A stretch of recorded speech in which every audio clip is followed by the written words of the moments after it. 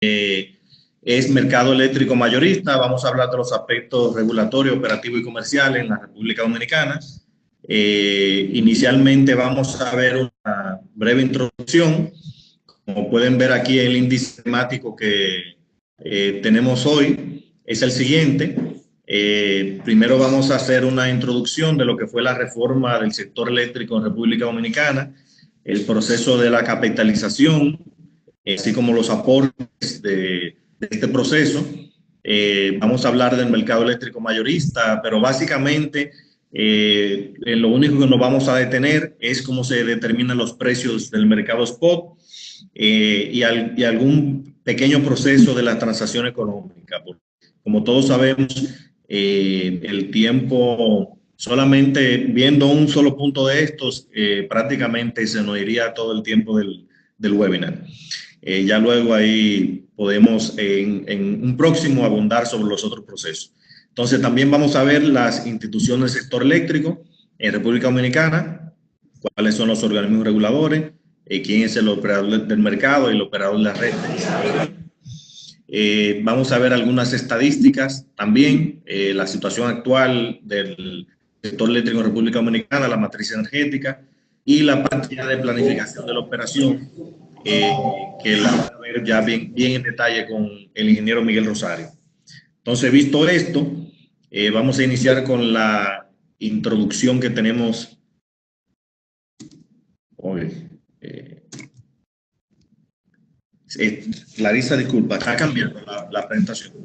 No, no está cambiando. Veo el puntero, pero no está cambiando.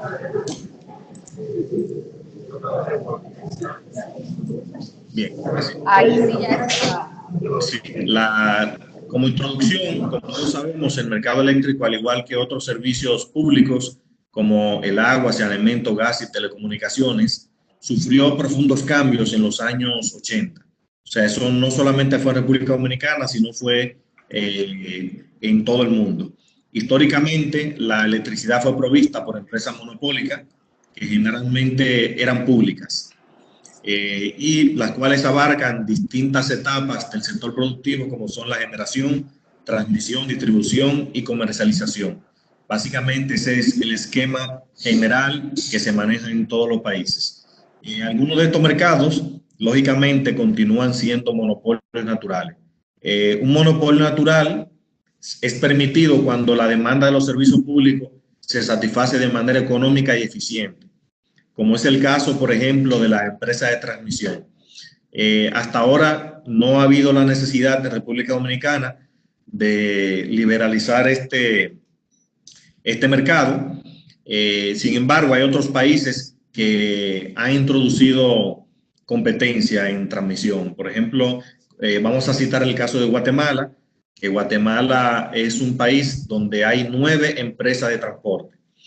Es bien interesante lo que pasa allí, pero aquí en República Dominicana, hasta ahora, se puede decir que está operando de manera económica y eficiente la empresa de transmisión.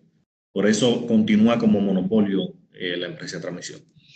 Entonces, de manera general, el sector eléctrico dominicano se compone de 20 empresas de generación, 42 generadores, una empresa de transmisión y tenemos también 5 empresas de distribución. La empresa de distribución tenemos a Luz y Fuerza, tenemos El Limón, Edesur, Edenorte y Edeste.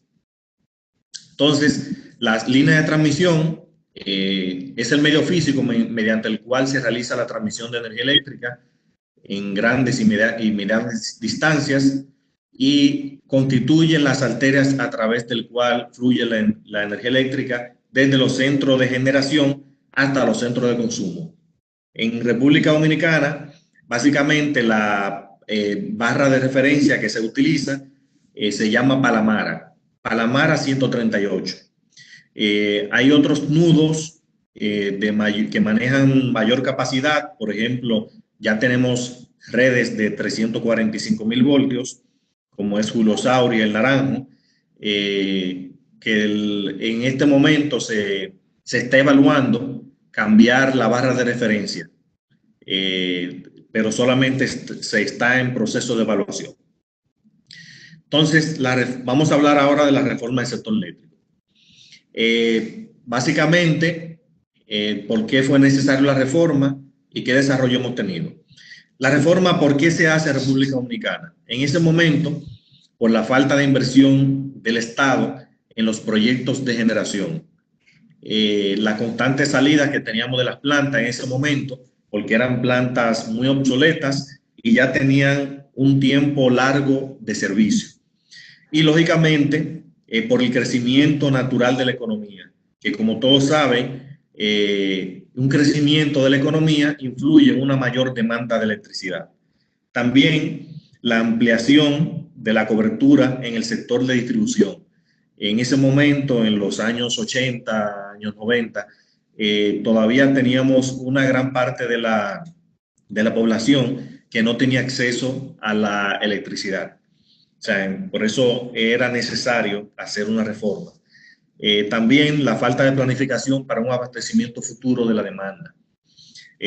Básicamente, por eso se hace la reforma en el sector eléctrico en República Dominicana. Y sí, lógicamente hemos tenido desarrollo y fue necesario hacerla. Entonces, ¿cuándo se dan los primeros pasos en busca de la solución del problema eléctrico en República Dominicana? En el año 1990, cuando se promulga la ley 1490 sobre incentivo al desarrollo eléctrico nacional. ¿Qué buscaba esta ley? Básicamente, es una ley que estimula la generación de energía eléctrica a través de establecimientos de incentivos y amnistía. Como todos saben, para uno incentivar el desarrollo en cualquier actividad, si usted coloca incentivos y algunos tipos de amnistía, con eso podemos lograr que los inversionistas les interese invertir. Entonces, en ese momento aparecen los primeros IPP, que eran los productores independientes de electricidad, que estaban compuestos por 4 plantas de generación, básicamente, que eran 3 plantas que le llamaban Coyentri, que están en San Pedro de Macorís, de 100 megavatios cada una, son 300 megavatios, y una planta que se le llamaba San Felipe o Esmierro, que en ese momento tenía 185 megavatios. Ya actualmente continúan como IPP las 3 plantas de Coyentri. Sin embargo, San Felipe en el año 2015, el 15 de enero del 2015, ya se le vence su contrato y pasa a operar ya de manera normal en el mercado spot. Entonces, en el 1992 se inicia el proceso de reestructuración de la CDE a través de organismos internacionales con la finalidad de diseñar ya el proyecto de reforma de la reestructuración de la CDE. Entonces, luego de ahí viene el proceso de capitalización, que luego de más de 40 años el sistema eléctrico de República Dominicana operando como un monopolio, el sector eléctrico nacional es sometido a una transformación total y para tales fines se promulga la ley de reforma de la empresa pública, que era la 141-97, que fue el marco que sirvió de base para la capitalización de la CDE. Con este proceso, la CDE se divide en 7 empresas, de las cuales 3 empresas distribuidoras, EDESUR, EDENORTE y EDEESTE, en ese momento con un capital 50% del Estado y 50% privado. Hoy día, en la actualidad, estas empresas son 100% estatales. 3 empresas de generación, Eje Jaina, Eje Itabo y Eje Hidro. Eje Hidro es 100% estatal y el Estado todavía tiene acciones en Eje Jaina y en Itabo, prácticamente el 50%. Y una empresa de transmisión que es propiedad 100% estatal. Ya el proceso de capitalización inició en junio del 1997. Entonces, ya a nivel esquemático, teníamos la CDE, que se divide en las 7 empresas que vemos ahí en ese esquema. Entonces, 4 años más tarde, en julio del año 2001, fue aprobado en el Congreso la Ley General de Electricidad, la 12501, la cual introduce ya la estructura institucional que contempla los actores como la CIE, la CNE, el OC y la CDEE.